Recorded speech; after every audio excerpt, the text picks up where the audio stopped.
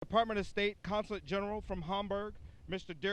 Darian Atkins, Commander of the 104th Logistics Support Brigade, British Army, Brigadier Jonathan Chestnut.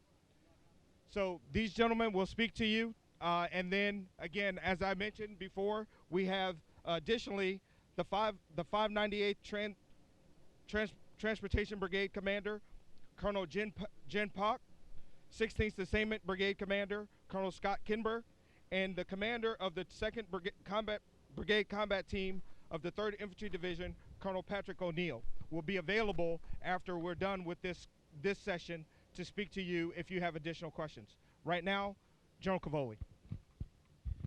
Ladies and gentlemen, thank you very much for being here today. We're very excited to have you. We're also very excited to be here in front of the ARC, and we are unloading the 1st Brigade of Defender 20, which is an exercise that we have planned with our allies to practice and to rehearse the deployment of large numbers of American soldiers with equipment to link up with our allies, in this case 18 different allied nations in Europe, and then to proceed to exercises throughout the continent.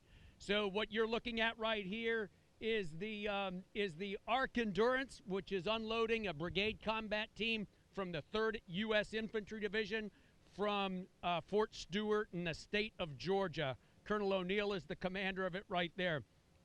He is going to proceed from here onward to training events throughout Europe. We are bringing thousands more soldiers over there this summer, and we are doing this to exercise our ability to reinforce NATO and to establish collective defense for the alliance.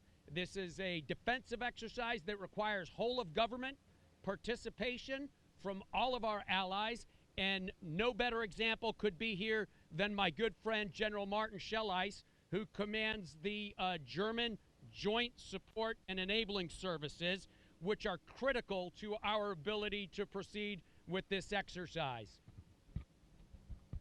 Thank you very much, General Cavoli. Guten Tag, auch von mir. In my capacity as Chief of the Joint Support Enabling Service in Germany, I'm also the National Territorial Commander, and as such responsible for the coordination of the host nation support of in a whole of government approach of Germany to the Allied forces.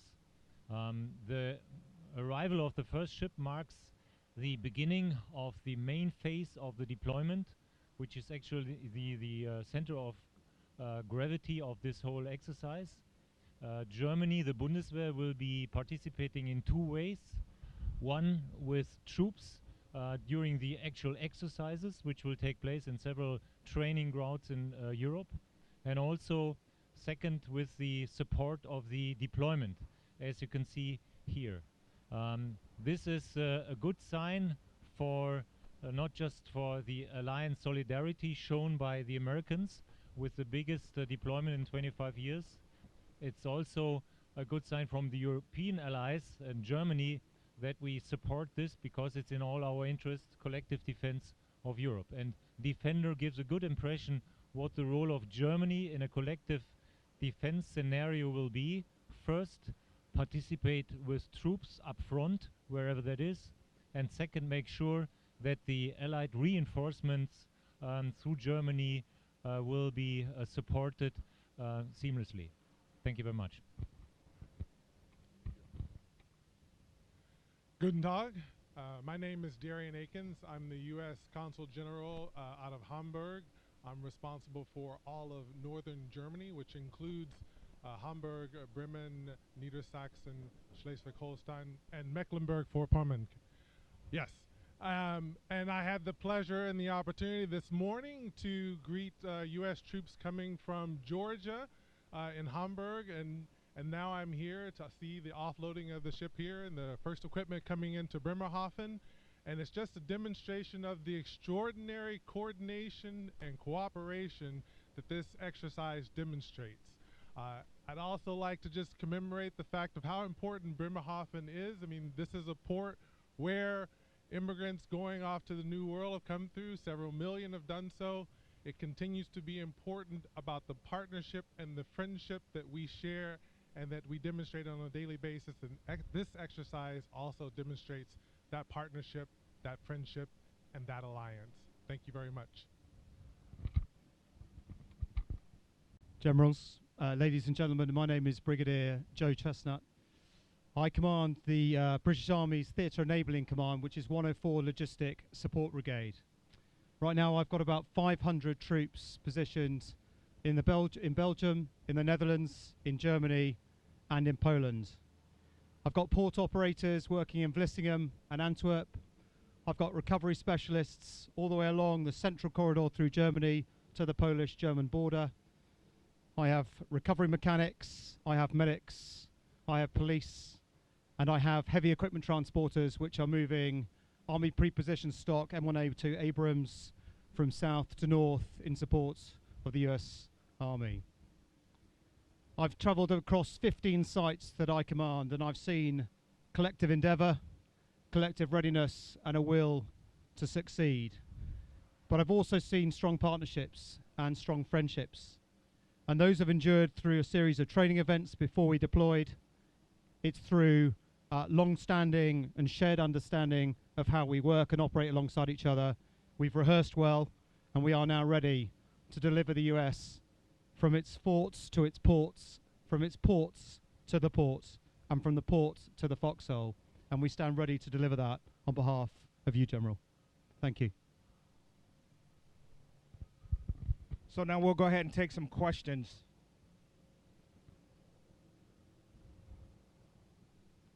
Sir. Do the tanks will be debugged by German drivers or American drivers? He wants to know if the tanks will come off by American drivers or German drivers. In this case here at Bremerhaven, it's German drivers who are part of a company that is U.S. and German that has been operating here for many, many years and operates with commercial contractors here to do the stevedore work.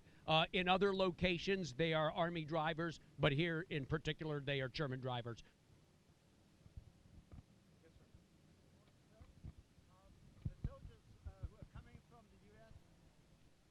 Good morning, NDR television. The soldiers who are coming from the US, the 20,000 men and women, do they coming by plane or by ship? That's a very good question. So first of all, the 20,000 U.S. soldiers will come from all three components of the U.S. Army: the active duty component, the reserve component, and the Army National Guard component. So it will involve the total Army. Second, they will come from a multitude of different forts in the United States. They will come out of 5 different seaports and move their equipment to 8 different ports inside Europe. The soldiers themselves, some come on the ships as supercargo, as many young men and women did on this ship. Some will fly in. The vast majority will fly in and then link up with their equipment here. And others will fly in and draw pre-positioned equipment that we maintain in storage here. Yes. Thank you, sir. I have a question to you, General. Yes, please. We all witnessed the occupation of the Crimea in 2014. Is this Defender 2020 a close reaction on these events in 2013? Defender 20 is really about us. It's about the alliance. It's about the alliance's ability to come together rapidly to conduct operations at any point of need, any place across it. The scenario we operate against is a NATO standard fictional scenario. This is about us being able to conduct our operations. Two more questions?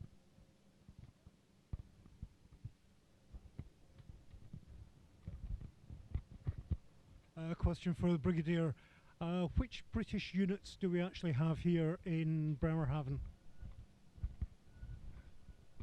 So there are none here in Bremerhaven right now. So I've got port operators in Vlissingen and in Antwerp ports, and we'll be ready to receive both UK and US Ro-Ro ships in about the next 14 to 21 days. Thanks. I've got a question to the general.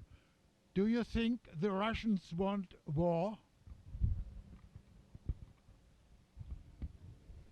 Which general? We have a couple up here. This general? Soldiers don't think about that. Soldiers think about capabilities, and we think about what we need to be able to do, and what other people are able to do. The intentions we leave to our political leaders who guide us in terms of policy. This exercise is about capability.